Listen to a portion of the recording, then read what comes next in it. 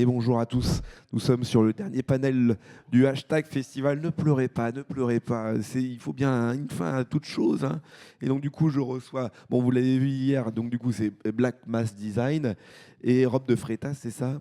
C'est Alors ça. vous êtes tous les deux, alors vous êtes quoi? Vous êtes designer, illustrateur? Comment on peut identifier? Alors moi je suis graphiste, animateur, 2D aussi. Et sur YouTube en fait je fais beaucoup de motion design pour les youtubeurs et les miniatures également. Voilà. Ok. Et moi, je suis juste graphiste dans le milieu du catch. Un truc très niche, Oh, mais bon, voilà, on est on là en quand avait même. parlé hier, oui, c'est vrai Ouais. que de toute façon, ça fait un peu. C'est très américain en fait, j'ai l'impression, les affiches de catch. Je ne sais pas si tu donnes un côté un peu très américain. C'est comme les Monster Truck ou les trucs comme ça, où c'est Ouais, très bah en fait, moi, cliché, quoi. c'est vraiment au niveau américain, ouais, directement. Donc, Ah moi, oui. je bosse beaucoup avec les gens aux États-Unis, Canada, tout ça. Ah oui. Bah, avec les catcheurs WWE et qu'on en parlait hier. Donc, du coup, je suis obligé d'avoir cette patte un peu plus, Ah oui. un peu plus, Un peu plus, américaine. tu fais de la police en capitale Voilà, c'est ça, avec 110. des gros effets, ouais, effectivement. Ouais. Non mais j'avoue, alors vous n'êtes pas tellement sur on va dire le même cœur de métier, on va dire, même si c'est des sujets qui sont hyper intéressants. Alors forcément le design d'affiches, surtout dans un public américain, je suppose que, je ne sais pas si tu en as fait aussi pour des affiches en France, mais Si, j'en ai fait pour des fédérations en France, ouais. qui est la WPE et la LWA, qui est la fédération qui est à Lyon, pour essayer de donner un petit coup de main, parce qu'on en parlait hier, qu'il y avait besoin d'aide dans ces fédérations. Et puis après, ouais, c'est un autre délire. Les États-Unis, c'est vraiment un autre délire. J'ai fait avec la Corée du Sud aussi, avec plusieurs pays, et c'est vraiment différent d'un pays à un autre. Donc du coup, c'est super intéressant en fait. Mais justement au niveau marketing, parce que là du coup, quand tu fais une affiche, c'est quelque chose de marketing. Est-ce que, oui, tu disais que tu t'adaptais un petit peu à un public en fonction des différents pays, on va dire, quoi. Mais justement, est-ce que le marketing, on va dire, aux États-Unis ou d'autres, est vraiment différent du marketing français? Alors la France essaye de s'inspirer du moins dans le catch, hein, Oui, pour, bien sûr, pour le oui. catch, la France essaye de s'inspirer des notes américaines et choses comme ça. Corée du Sud ont vraiment quelque chose de plus culturel. C'est vraiment plus respectueux, avec vraiment une mise en avant de certains éléments et choses comme ça sur les affiches.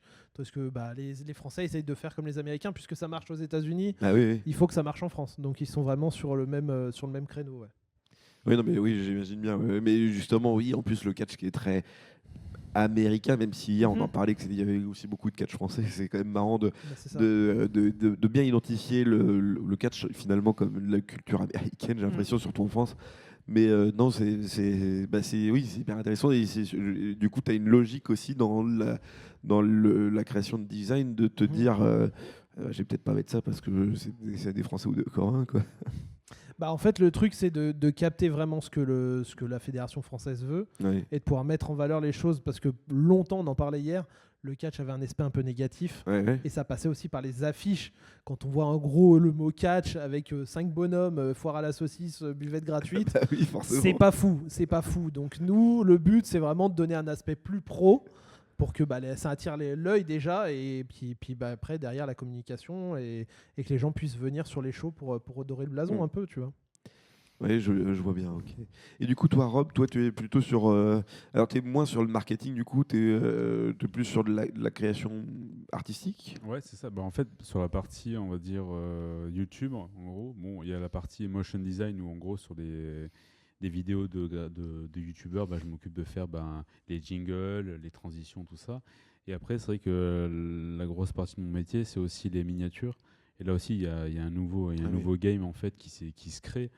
Et là, pareil, en fait, il y a tout un travail de tendance à suivre. Parce que bon, beaucoup se basent sur les gros créateurs et veulent les choses similaires.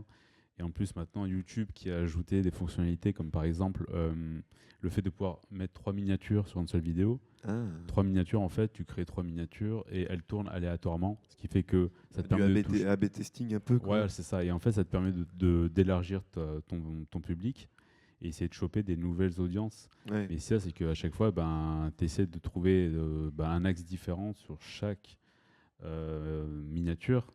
Alors, tu as la miniature, on va dire, où avec tes fidèles, tu gardes la même structure. Tu pars sur quelque chose de plus, on va dire, plus énigmatique pour essayer de trouver autre chose. Et vraiment, la version très épurée, ce qui se fait beaucoup maintenant, c'est que tu n'as plus aucun texte. C'est genre, tu as juste Ah ouais, ton... d'accord. Mais qui est très à la MrBeast en fait. Ouais, non c'est ça. Maintenant, ça devient beaucoup des choses comme ça où en gros, tu as par exemple, le youtubeur en situation, tu aucun texte. Ouais. Et maintenant, c'est le titre de la vidéo qui fait que. Et même maintenant, il y a un nouveau game, c'est tu peux mettre 3 titres différents. Ah ouais. Ouais, tu peux mettre 3 titres différents sur ta vidéo YouTube. Et du coup, pareil, ça tourne. Et l'algorithme va te dire, c'est ce côté peut-être un peu plus putaclic qui va te. Ouais. Voilà. Et voilà. Mais c'est vrai que là, c'est pareil au niveau des.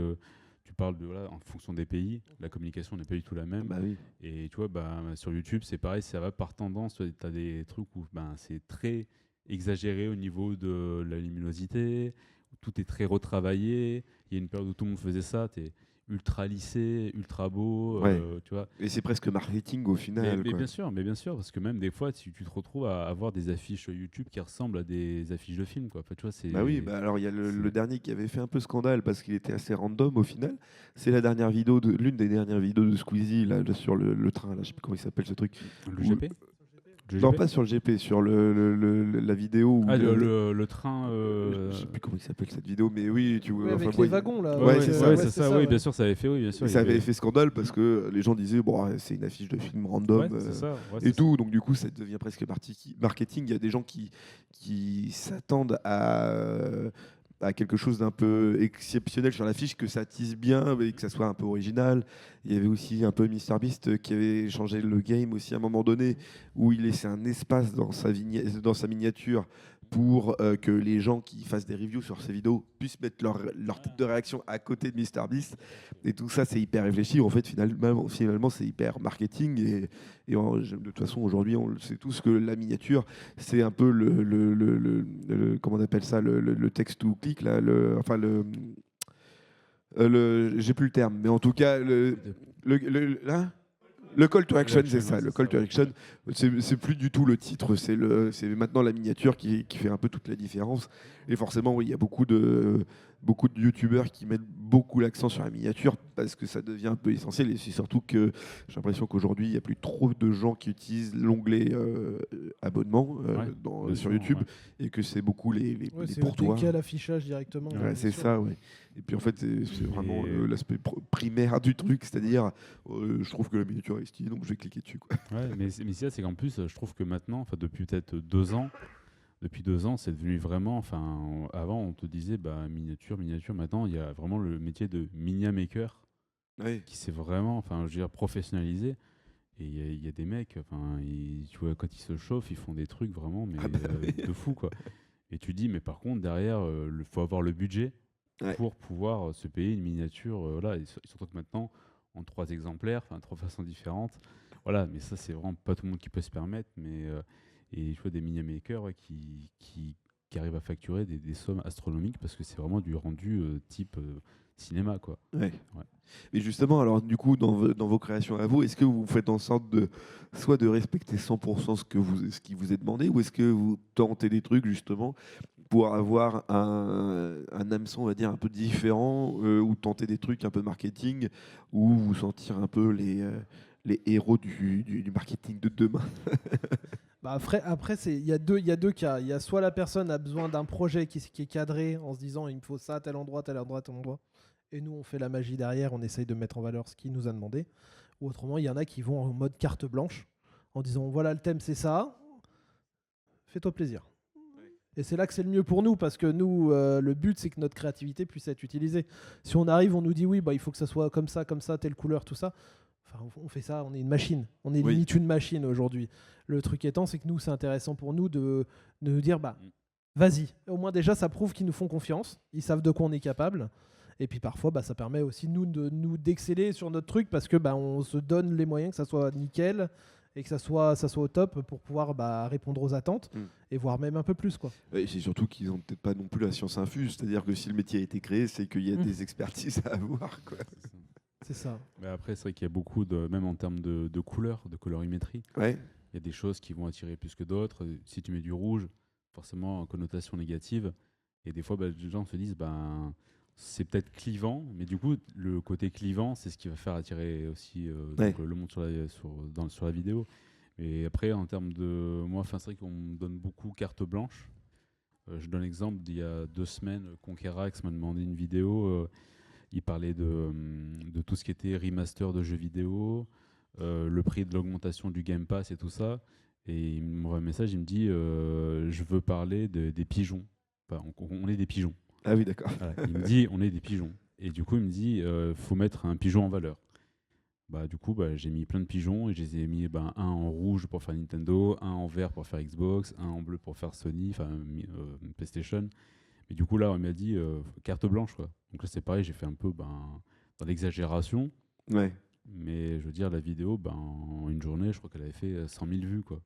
Et donc, du coup, tu penses que c'est la miniature qui a fait un peu la diff, tu penses? Ouais, oui, clairement. Il m'a dit clairement parce qu'en fait, Conquerax, lui, il fait des choses un peu à l'ancienne. Il fait tout seul. Ouais. Et il a le délire de faire encore des tourages avec le contour blanc. Tu vois vraiment, vraiment un peu à l'ancienne. Et c'est vrai que moi, j'essaie d'épurer, d'enlever un peu le texte pour garder cet aspect un peu, peut-être un peu œuvre d'art où en gros, c'est le visuel qui prime plus sur le texte. Et c'est vrai que il m'a dit, vu que c'est toujours, c'est la méta de la personne qui fait la tête avec la bouche ouverte. Oui. C'est répétitif. Voilà, c'est ça. Et c'est pour ça que moi, dans la miniature, je l'ai mis en situation, genre il court et il y a des pigeons derrière lui et devant lui. Alors tu vois, ça ce côté un peu, c'est bizarre, quoi.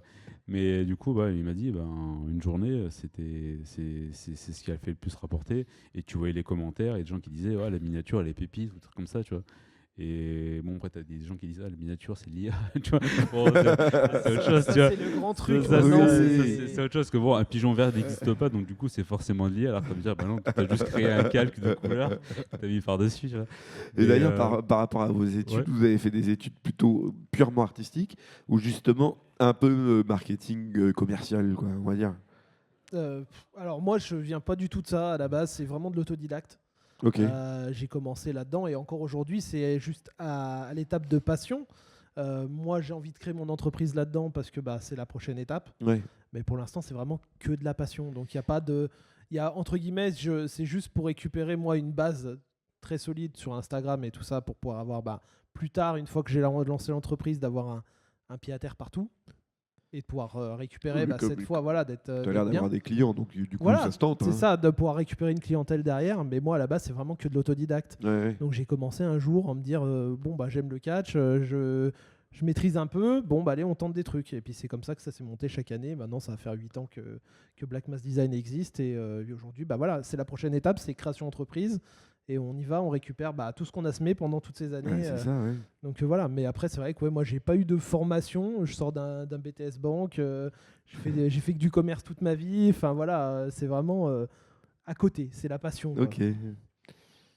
Autodidacte aussi. Ah ouais, non mais... sur la partie animation et graphisme, ça a été... moi, j'ai fait BEP, électrotechnique. Après, j'ai fait un bac pro informatique. Et en fait, c'était, tu passais les week-ends à essayer d'apprendre à dessiner et faire du graphisme. Et j'ai fait aucune école de graphisme, en fait. Surtout que toi, tu fais en plus du motion design ou des trucs comme ça. Donc, du coup, ça... des animations 2D, en fait. Et donc du coup, techniquement, c'est peut-être plus compliqué que juste une affiche en 2D, quoi. Ouais, c'est vrai que l'animation 2D, ça a été passer de longues journées à regarder des animés en image par image, essayer de comprendre un peu comment on découpe un mouvement, un truc comme ça. Mais après, oui, c'est beaucoup. Après, quand ça devient un peu une passion, tu regardes pas. Enfin, c'est chronophage peut-être, mais c'est chronophage. Voilà, c'est ça. Mais quand tu t'éclates, même parce que moi, j'ai passé des week-ends quand j'étais étudiant à faire des animations et au final, c'était pour jeter à la poubelle. C'est juste côté, t'apprends toi-même. Ouais. Et c'est comme ça que aujourd'hui, c'est plus facile parce que tu as beaucoup de tutos. Mais je veux dire, il y a 10 ans, c'était autre chose. Donc... Ah non, mais c'est sûr. Non, mais c'est vrai que de toute façon, avec Internet, il y a moyen d'apprendre tout. Et puis, c'est en forgeant qu'on devient forgeron aussi, à un moment donné. Alors après, derrière, un niveau peut-être très inférieur à ce qui existe sur le marché.